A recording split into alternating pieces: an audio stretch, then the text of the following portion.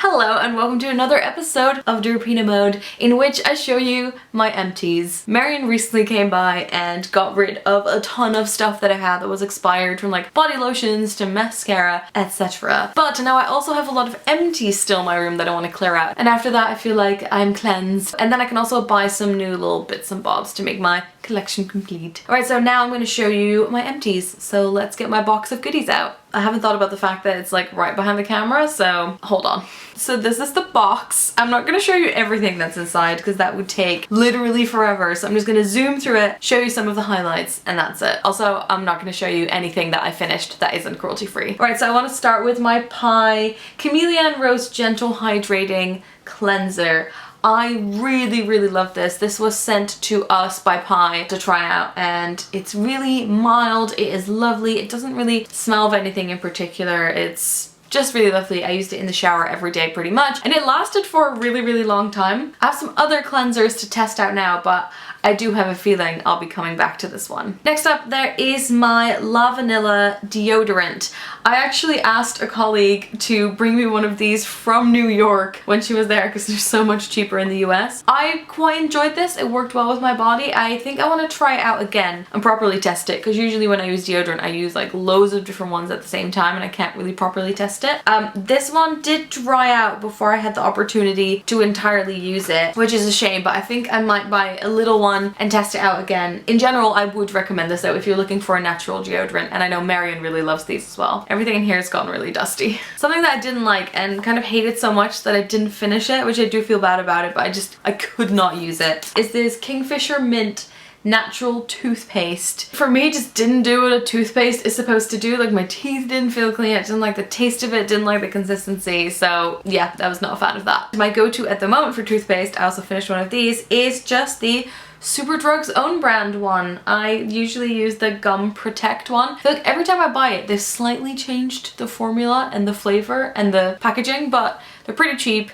I really like these, so that's just what I'm gonna go with for now. Sometimes it is the day-to-day products that are harder to find than like makeup and skincare, so if you're looking for a recommendation, it's pretty good. I also have a mascara that I finished from Soap & Glory. This has been in here for like months, holding on to it for forever. I know that Soap & Glory are on some grey lists, but I figured I would mention it anyway. I actually really enjoyed the Soap & Glory mascaras. I've tried a couple of different ones. Which one is this one? Is it the one with the funky brush? I know this one just has like a normal brush. I've tried pretty much all of the Soap & Glory ones and like them all. They all do like a slightly different thing. I think this one gives like a lot of volume, the thick and fast one, so yeah, I like that. Then some of my like not so interesting, I use these all the time but I'm gonna mention them anyway, products. Color wash that I use for my hair from Superdrug. The packaging has changed. It now has like a turquoise lid and it has an entirely different shape, but there, yeah, Superdrug's own Color Effects Wash In Wash Out and Warm Chocolate Brown, in case you're wondering. It's like £2 and it's amazing. And then one of the Sheer and Invisible collab dry shampoos in New York. I'm also always scared that there's going to be a spider in here. One day there will be a spider in there. Oh yes, this Bulldog Sensitive Moisturizer. This is targeted at men, but you know, you can wear this no matter what gender you are because it is a moisturizer. These are quite cheap. I like them in general. I've sort of moved on to something else now, but if you're looking for something cheap and cruelty free, really good. Then there is Zarka. This is a perfume-free repair foot balm. I usually buy this in the Netherlands, this brand. This looks so dirty, and I really like it. I don't know what to say about it, but it's very good if you get like dry feet.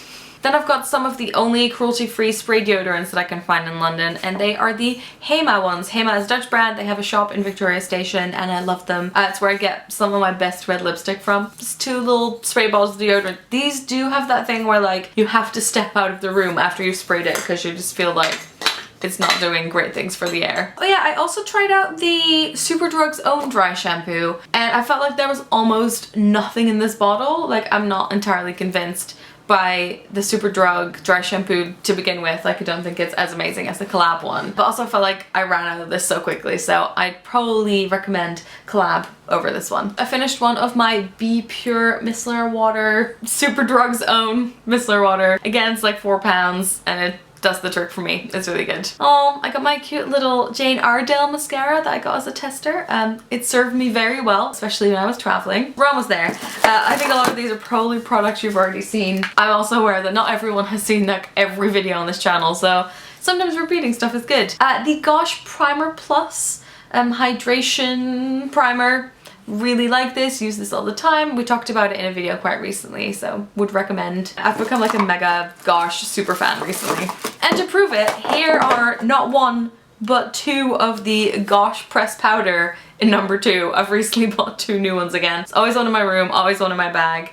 Really good for just like dusting down your face when you're getting a bit sweaty, and they hold up pretty well. Then one of my not so natural, but as far as I know, cruelty-free stick deodorants is the Samurai Cool Deodorant 24-hour antiperspirant stick from Rituals. This smells amazing. These are really, really nice. I use this all the way up, and it probably, out of all the cruelty-free deodorants that I've been using, sort of gives me the most like strength, which I need. 2 last ones. I have Rose Argan Body Conditioner, which is a little like, I don't remember when I got this. This is a Lush one. Didn't really enjoy the scent of that much. I'm gonna stick with my Dream Cream, I think.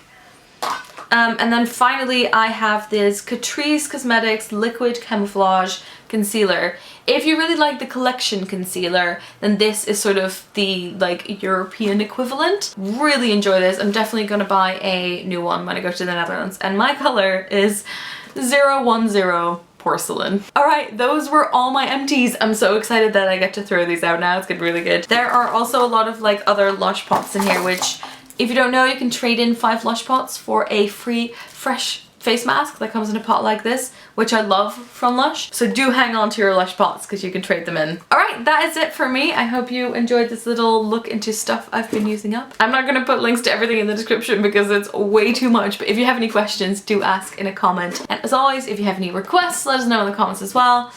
Derpina mode, deactivate. Woo!